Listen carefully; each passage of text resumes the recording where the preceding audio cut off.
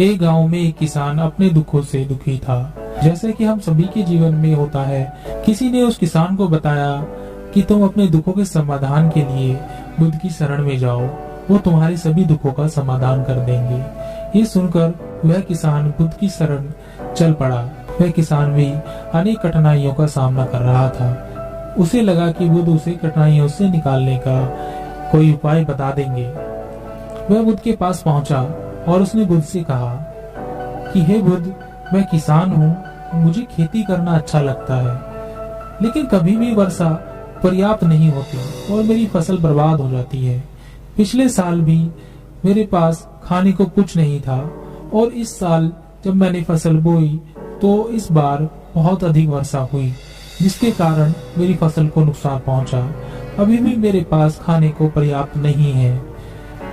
बुद्ध उसकी बात शांतिपूर्वक सुनते रहे। किसान ने कहा, मैं विवाहित हूँ, मेरी पत्नी मेरा ध्यान रखती है, मैं उससे प्रेम करता हूँ, लेकिन कभी कभी वह मुझे परेशान भी कर देती है। कभी मुझे लगता है कि मैं उससे उकता गया हूँ और कभी मुझे लगता है कि वह मेरे जीवन में ना होती तो अच्छा होता। मेरे बच्चे भी हैं, वे भले हैं, पर कभी कभी वो मेरी अवज्ञा कर देते हैं और कभी तो वो मेरी बात नहीं मानते, तो मुझे ऐसा लगता है कि मानो वो मेरे बच्चे ही ना हो। किसान ऐसी ही बातें बुद्ध से करता गया और अपने एक एक करके सभी कठिनाइयों को उसने बुद्ध को बताया। उसके जीवन में बहुत सारी समस्याएं थी। बुद्ध ध्यान पूर्वक उसकी समस्याओं को सुनते गए। बुद्ध ने एक शब्द ना कहा और वह बताता चला गया। आखिरकार बताते बताते उसके पास बताने के लिए कोई और अधिक समस्या ना बची। अपना मन हल्का कर लेने के बाद वह चुप हो गया और प्रतीक्षा करने लगा कि बुद्ध उसे कुछ उपाय बताएंगे, लेकिन बुद्ध कुछ भी ना बोले। उसने बुद्ध से कहा कि मैं आपके पास आया हूँ, क्या आप मेरी समस्या का समाधान नहीं करेंगे? बुद्ध ने कहा, मैं तुम्हारी कोई सहायता नहीं कर सकता। किसान ने अचंभित होकर कहा, ये क्या कह रहे हैं आप? सभी कहते हैं कि आप सभी के दुखों का निवारण कर देते हैं, तो क्या आप मेरे दुखों का निवारण नहीं करेंगे इसलिए कि मैं एक गरीब किसान हूँ? बुद्ध ने कहा, सभी के जीवन में कठिनाइयां हैं, तुम्हारे जीवन में कोई नई कठिनाई नहीं है। ये कठिनाइयां तो सभी के जीवन में आती हैं और जाती हैं।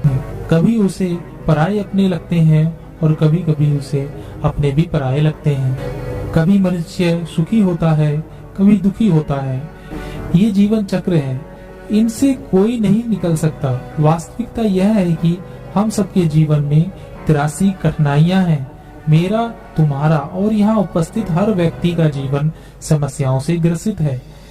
तुम इन 83 समस्याओं का समाधान नहीं कर सकते, कोई नहीं कर सकता। मैं भी तुम्हारी इन समस्याओं का समाधान नहीं कर सकता। यदि तुम कठोर कर्म करो और उनमें से किसी एक का उपाय भी कर लो, तो उसके स्थान पर एक नई समस्या खड़ी हो जाएगी। जीवन का कोई भरोसा नहीं है।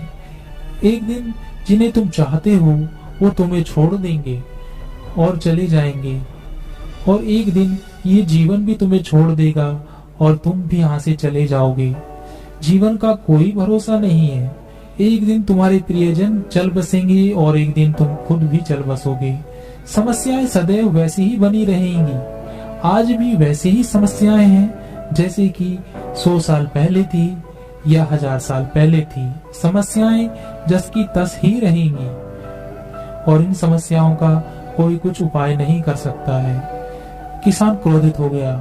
वह बोला, सब कहते हैं कि आप महात्मा हो। मैं यहाँ इस आस में आया था कि आप मेरी कुछ सहायता करोगे। अगर आप मेरी समस्याओं का समाधान ही नहीं कर सकते तो मेरा आना यहाँ व्यर्थ हुआ। सभी लोग झूठ बोलते हैं कि आप सभी का समस्याओं का समाधान करते हैं। आपने तो मेरी एक भी समस्या का समाधान ना किया। आपसे भले तो वो महात्मा हैं जो मेरे घर 2 वर्ष पहले आए थे। उन्होंने मेरे से यज्ञ कराया, दान दक्षिणा करवाई और मेरे मन को अपार शांति मिली और कुछ समय के लिए सुख भी आया, कुछ दुख भी कम हुए। लेकिन आपने तो मेरी किसी भी समस्या का समाधान ना किया। आपने तो सीधा मुझे मना कर दिया। बुद्ध ने कहा, क्या तुम आज उनसे भी कहीं अधिक दुखों में नहीं पड़े हो? क्या तुम्हारे वो सब करने से तुम्हारे सभी दुख समाप्त हो चुके हैं? ये दुख कभी समाप्त नहीं होने वाले। किसान ने कहा, तो क्या मैं ये मान लूं कि आप मेरी कोई मदद नहीं कर सकते और आप मेरी समस्याओं का हल नहीं निकाल सकते हैं। यदि आप इतनी छोटी छोटी बातों का उपाय नहीं कर सकते तो आपकी शिक्षाएं किस काम की? बुद्ध ने कहा, मैं तुम्हारी 83 समस्याओं का समाधान तो नहीं कर सकता हूँ, लेकिन हाँ, मैं तुम्हारी 84वीं समस्या का समाधान कर सकता हूँ। किसान ने अचंभित होकर कहा, 84वीं समस्या? वह कौन सी समस्या है? बुद्ध ने कहा, वह यह है कि तुम नहीं चाहते कि तुम्हारे जीवन में कोई समस्या हो।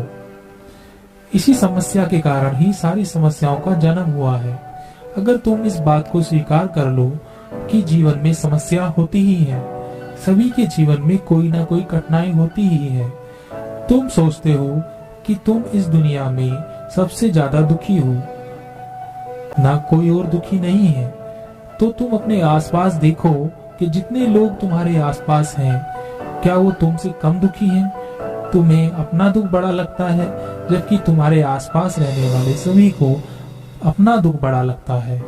इस दुनिया में सभी को अपना दुख बड़ा लगता है, चाहे दुख छोटा हो या बड़ा हो, लेकिन वो जिसके साथ घट रहा है उसी के लिए वो बड़ा होता है। हम किसी दूसरे के बारे में विचार नहीं करते, बहुत दूर के बारे में तो हम विचार बिल्कुल नहीं करते। कोई हमारा सगा संबंधी हो तो हम उसके बारे में थोड़ा विचार करते हैं, लेकिन अगर बात हम पर आ जाए तो हम बिल्कुल विचलित हो जाते हैं। अपने जीवन में कोई समस्या ना होने पर या सुख होने पर हम दूसरों को उपदेश देते हैं कि ऐसे करो और वैसे करो तो तुम्हारे जीवन में सुख आएगा। तुम क्यों इतना दुख करते हो? दुख आता है और जाता है, लेकिन जब यही घटना हमारे जीवन में घटती है तो हमें ये बातें समझ नहीं आती। हम सिर्फ अपने दुख से दुखी होते रहते हैं। कि तुम ये चाहते हो कि तुम्हारे जीवन में कोई समस्या ना हो, यही इन समस्याओं की असली जड़ है। अगर तुम ध्यानपूर्वक देखोगे और समझोगे कि जीवन दुखों से और सुखों से हर प्रकार से भरा हुआ है, इसको तुम कभी नहीं बदल सकते। अगर तुम ये चाहते हो कि तुम्हारा जीवन हमेशा सुखी हो और सुख से रहो तो ये भी संभव नहीं, और अगर तुम चाहते हो कि तुम्हारा जीवन हमेशा दुख से भरा हो तो ये भी संभव नहीं है। अगर तुम ये चाहते हो कि तुम सुख और दुख से ऊपर उठ सको तो ये संभव है। सुख और दुख को आने से हम रोक नहीं सकते, लेकिन सुख और दुख का हम पे कोई प्रभाव ना हो ऐसी व्यवस्था हम कर सकते हैं। अगर तुम चाहते हो कि तुम्हारे जीवन में कोई समस्या ना हो तो तुम्हें इस बात को समझना होगा कि जीवन में समस्याएं आती ही हैं, हमें उनसे विचलित नहीं होना चाहिए। वह किसान बुद्ध के चरणों में गिर पड़ा और बोला, हे बुद्ध, इतनी छोटी सी बात मैं आज तक समझ ना पाया। आपने इतनी छोटी सी बात ने सरल शब्दों में मुझे समझा दी। इसके लिए मैं आपका बहुत बहुत आभारी हूँ। अब मैं जीवन को पूर्ण रूप से जीऊंगा और कभी सुख और दुख के फेरे में पड़कर अपना जीवन बर्बाद नहीं करूंगा।